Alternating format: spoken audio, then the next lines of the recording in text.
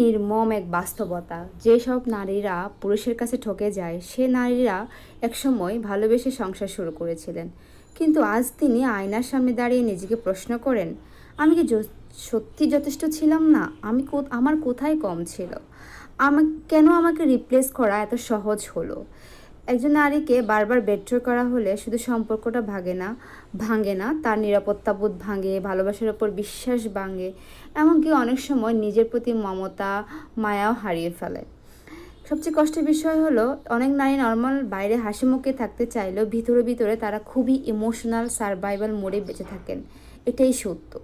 মেয়েদেরকে আসলে প্যাম্পার করে বাঁচাতে হয় না।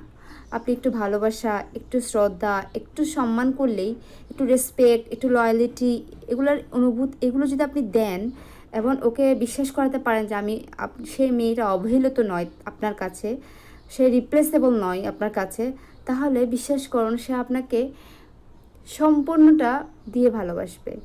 শুধুমাত্র কিছু পুরুষ রিলেশনশিপের ডিগনিটি, ইমোশনাল সেফটি এবং রেসপেক্ট বজায় রাখতে পারতেন, তাহলে হয়তো অনেক নারীকে রাতে কাঁদতে কাঁদতে থেরাপি নিতে হতো না।